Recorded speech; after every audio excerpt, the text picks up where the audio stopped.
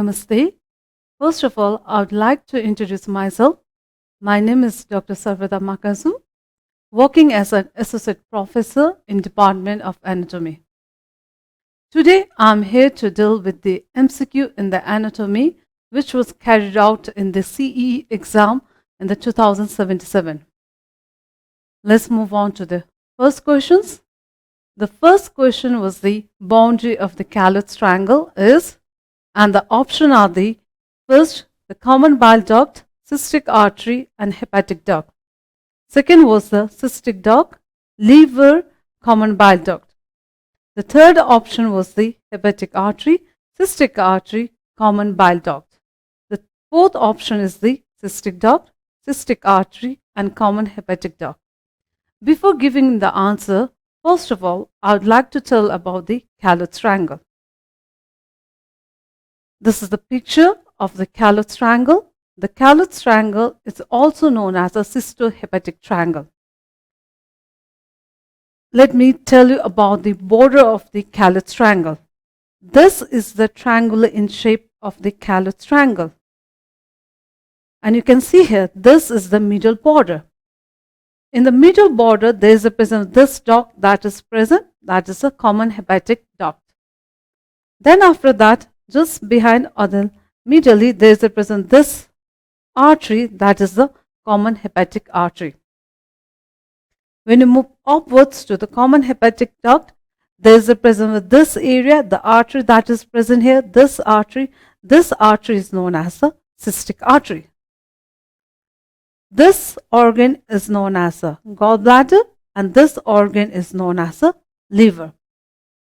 Now you can see here this common hepatic artery giving rise to the two branches, that is the right hepatic artery and the left hepatic artery. This is the right hepatic artery and there will be the left hepatic artery. This is the left hepatic artery. And this is the triangle which is known as a Calot triangle. Now move on to the lateral borders. There is a present duct, this duct which is present. This is the cystic duct. Then after that, you can see this portion. This is known as the gallbladder. Now, let me remind you with the borders of the Calot triangle. In the medially, you can see there is a present of this duct which is the common hepatic duct. Laterally, there is a present of this duct which is known as the cystic duct. In the base or the superiorly, there is a present this area, this artery, which is known as a cystic artery. And this is the boundaries of the Calot triangle. Normally, the Calot triangle is important for the laparoscopic cholecystectomy. Now, let's move on to the options. Now, you can see here the options were the common bile duct, cystic artery, hepatic duct. Second option, you can see this, that is a cystic duct, liver, common bile duct. Third option was the hepatic artery, cystic artery and the common bile duct. Fourth option was the cystic duct, cystic artery and common hepatic artery. And the answer for this is the last one, that is the cystic duct, cystic artery which is forming the superior at the base of it, common hepatic duct. This is the boundary of the Calot triangle. Now move on to the next questions. What is the normal carrying angle of the elbow joints? The option were the 0 to 5 degree varus, B 5 to 15 degree varus, C 0 to 5 degree valgus, 4 15 to 15 degree valgus. Now before giving the answer, let me explain about the carrying angle. Now, this is a picture of the carrying angle. The carrying angle is done during the extension of the elbow joints. Now, in this, the long axis is drawn in the arm, that is the imaginary line, and another long axis is drawn from the forearm. This long axis of the arm and this long axis of the forearm is forming an angle. This angle is known as the carrying angle.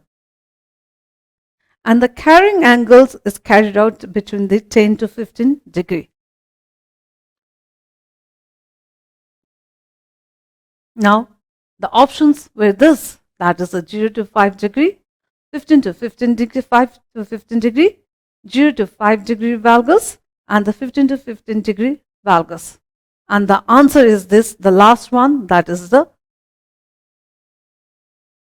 5 to 15 degree valgus. Next is the function of the orbicularis oculi is the option are opening of the eyelid, B, closing of the eyelid, C, help in the accommodations, D is the pupillary dilations.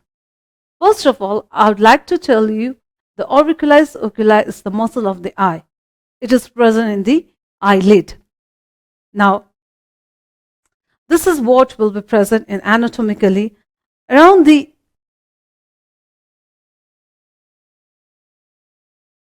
eyelid. There is a present this muscle which is known as the orbicularis oculi. This orbicularis oculi is divided into the three parts. That is the orbital part which is present, and this portion which is present in the eyelid, that portion is known as the palpebral part.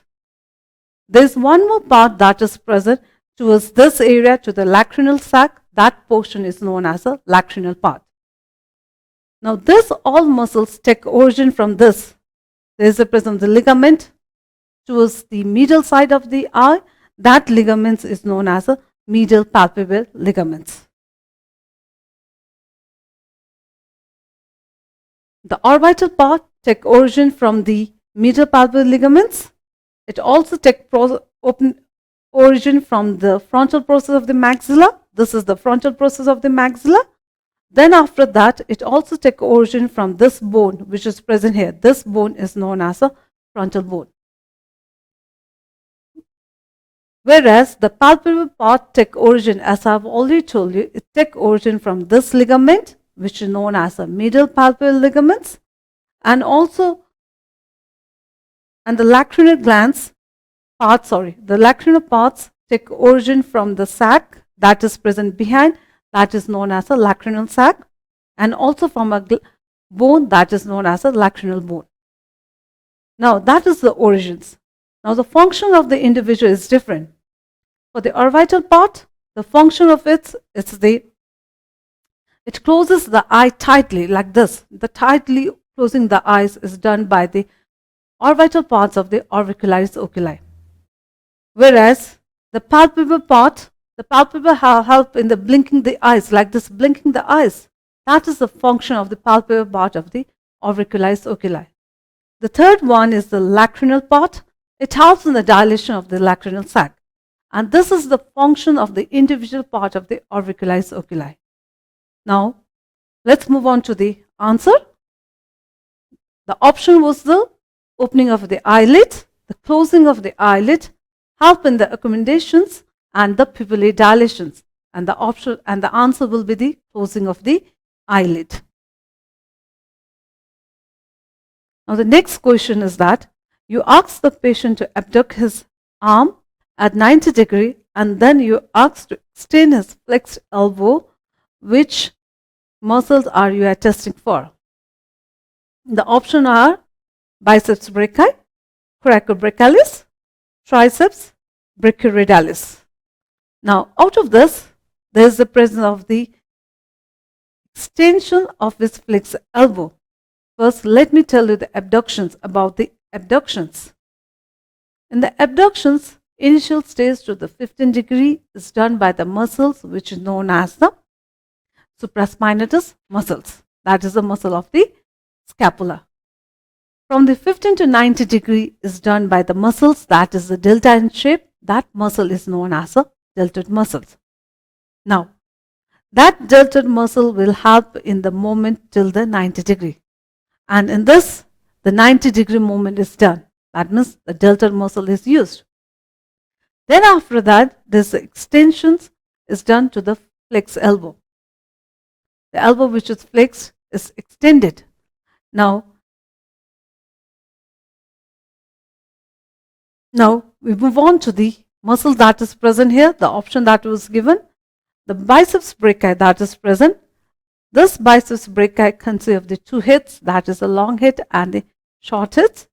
It is present in the arm. it is present in the anterior compartment or the flexion of the arm.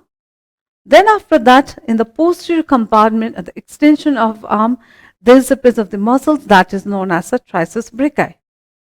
The triceps brachii consists of the three heads, that is the lateral head, long head, and the medial head. Now this triceps brachii get inserted into this process that is present. This is known as the olecranon process.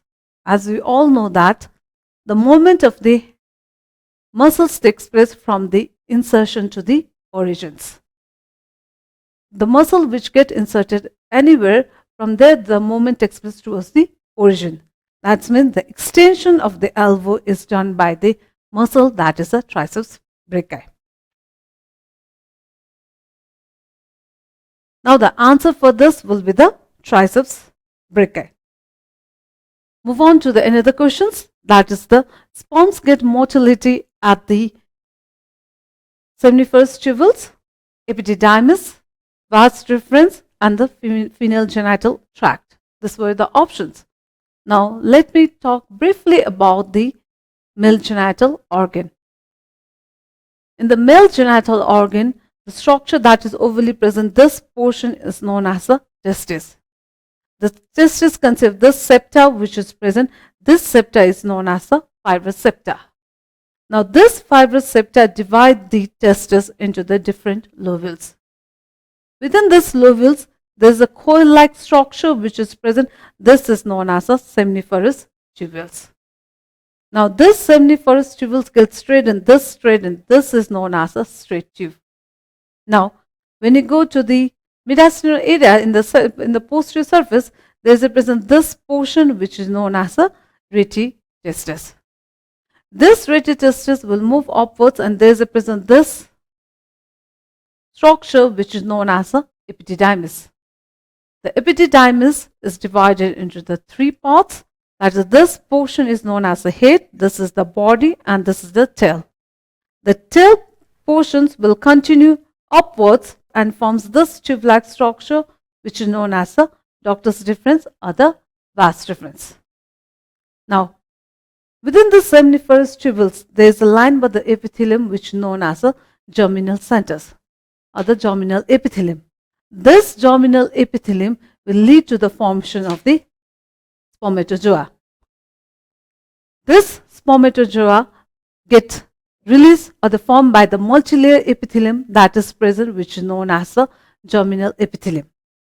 Now after this portion, the sperm that is formed will move on to the epididymis. Now the epididymis function is for the storage and the maturation of the sperm. This maturation of the sperm takes place in the epididymis. After that, the sperm move on to the vas deferens. That is the passes of the sperm that is present in the testis towards the epididymis.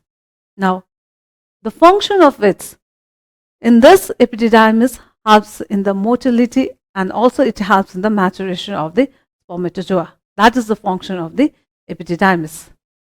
Now, let me move on to the options. It was the seminiferous tubules, epididymis, vas deferens, and the female genital tract. And the answer will be the epididymis. Now, next question is what is the time required for the capacitation of the spermatozoa? The option were the A, 2 to 4 hours, B, 4 to 6 hours, C, 6 to 8 hours, D, 8 to 10 hours. Now first, I would like to tell what do you mean by the capacitation.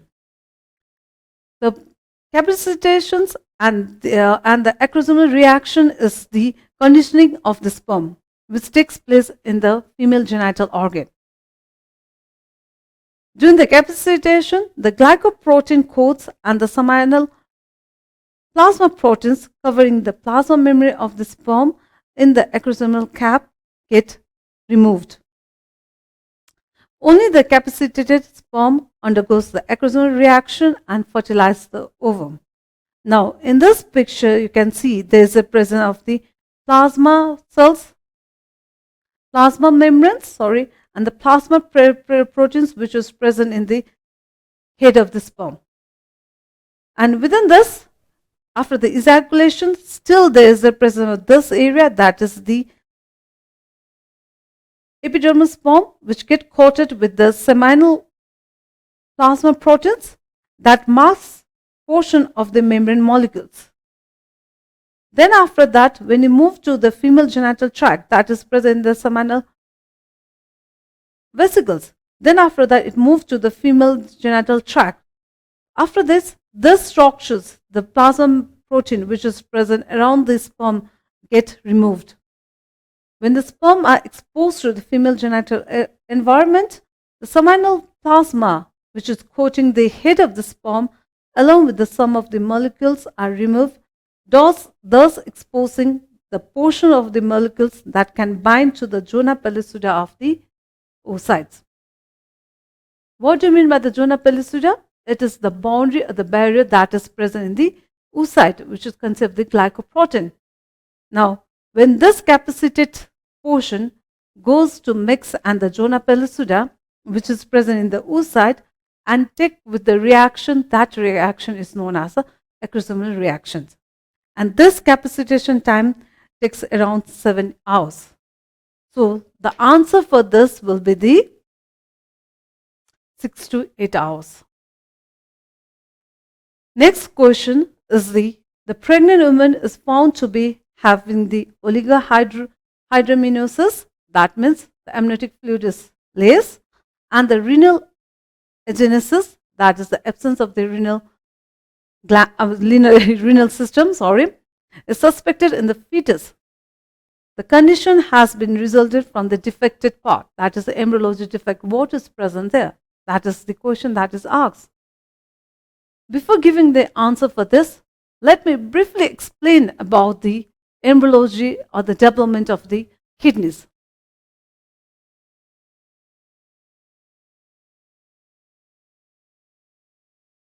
I hope you are all familiar with this diagram. The kidney, the permanent kidney developed from this area which is known as a metanephric duct.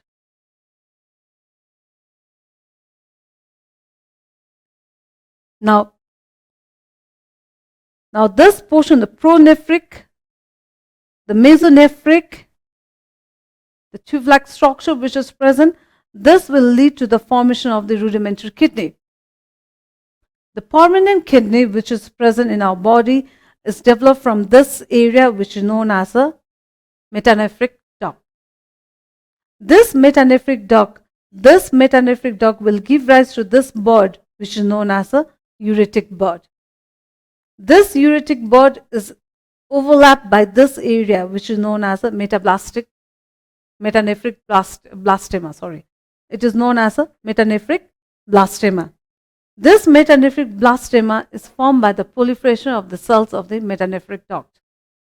Now, this blastema will lead to the formations of the secretory units, and this uretic blood will lead to the formation of the excretory unit of the kidney. Now, when this portion is not developed, then your kidney is not developed. The permanent kidney is not developed. The answer will be, there is a presence of the urogenital sinus, mesonephric duct, uretic bud, and allantosis. Now, urogenital sinus is the wrong answer. Mesonephric duct is lead to the formation of the rudimentary kidney. Uretic bud is lead to the formation of the permanent kidney. Allantosis is the connections between the yolk sac to the umbilicus. So the answer will be the uretic bud. The next question was the main artery involved for the bleeding from the nose, which is also known as epistaxis. The options are the anterior ethmoidal artery, superior leval artery, spinopalatine artery, and the last one was the greater palatine artery. Before giving the answer, let me explain where does it is located. Now this is the picture, and this is the wall of the nasal cavity, and this is the medial wall of the nasal cavity. The medial wall of the nasal cavity is formed by the cartilage, and it's also known as a septal cartilage. Now, this compartment, the medial wall of the nasal cavity, is divided into the 4 compartments.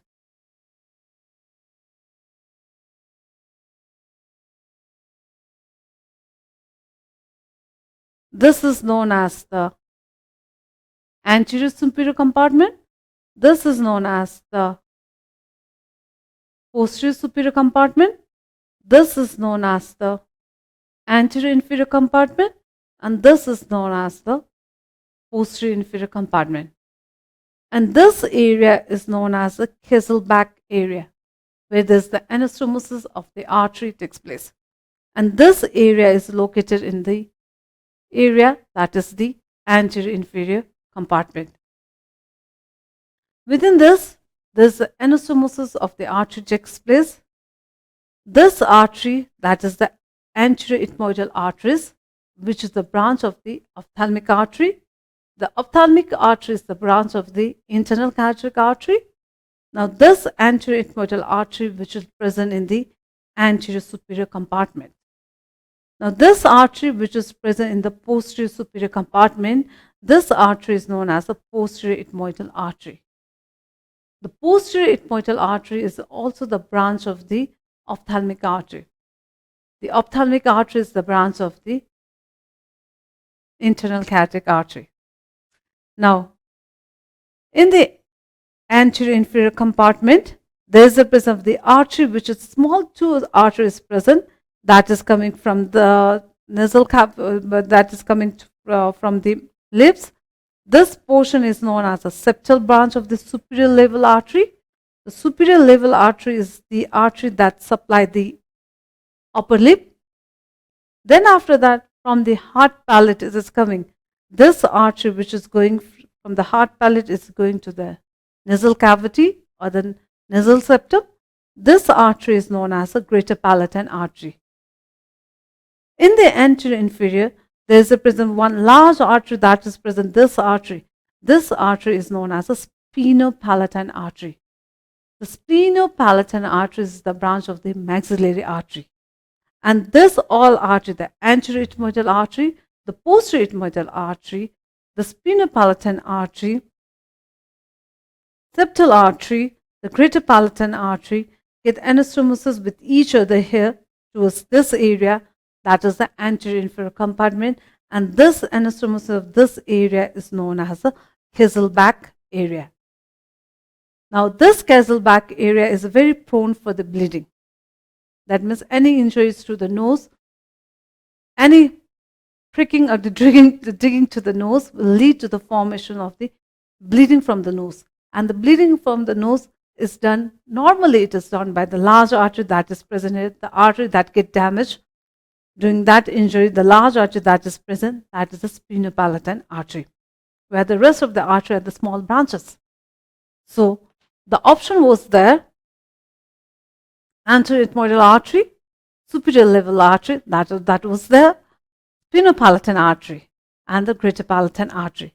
The greater palatine artery, the branches of the greater palatine is also participant in forming the Kesselbach area. But the largest artery that is forming the Kesselbach area is known as the sphenopalatine artery. And this artery is the mainly involved for the bleeding from the nose, or if the nose get damaged or the nasal septum is get damaged, the bleeding takes place because the injury to the artery that is known as the sphenopalatine artery. Now the next question was the first paranasal sinus to develop at the birth is the option are the maxillary sinus, ethmoidal sinus, sphenoidal sinus, and the frontal sinus. Now, let me tell you where this is located. Towards the frontal bone, there is the presence of the pair of the sinus that is present. This is known as the frontal sinus, and this is the last sinus to be developed. It is developed only after the birth, and it's the last one to get developed.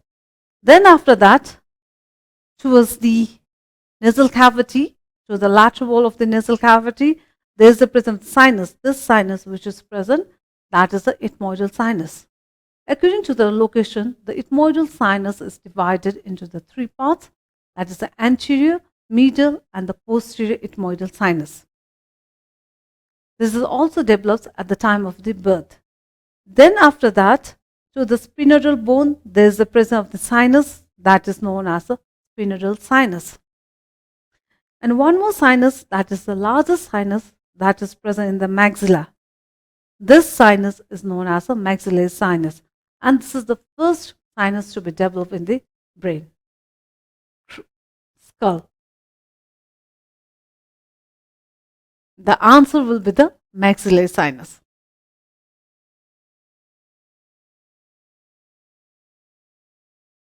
Now the next question, that is the children with the features of the hypercalcemia have absent thymus and the inferior parathyroid glands. Defect in which pharyngeal pouches develops in these conditions? That means we have to move on to the development or the embryology part of the pharyngeal pouches. The options are the first pouches, pharyngeal pouch, second is the second pouch, third is the third pouch, fourth option is the fourth pouch. Now let me move on to the pharyngeal pouches that is present here. Now you can see here, these are the pharyngeal pouches that is present. This is the first one, this is the second one, this is the third one, and this is the fourth one. This is the four pharyngeal pouches that is present here. Within this pharyngeal pouches will move on to the hypercalcemia, and the thymus and the inferior parathyroid gland is missing there. That means the pouches that is formed by the inferior thyroid glands and the thymus is missing. So we move on to the pouches that will lead to the development of the parathyroid glands. Now, this is the third pharyngeal pouches. In the third pharyngeal pouches, it's consists of the two parts, that is the dorsal and the ventral. This portion is known as a dorsal and this portion is known as a ventral. Then after that, there is the present the fourth pouch. This portion, you can see this portion is known as a fourth pharyngeal pouches. This fourth pharyngeal pouches lead to the formation of the superior parathyroid glands. Then this third pharyngeal pouches will lead to the formation of the inferior parathyroid glands. Then there is also the thymus, which is present here, that taking origin from the third pharyngeal pouches. That means the answer will be the defects in the pharyngeal pouches develop in this condition. That means in the fourth, there was the superior parathyroid gland was developed, and the question was there, the thymus and the inferior thyroid gland is absent. That means the answer will be the third pouch.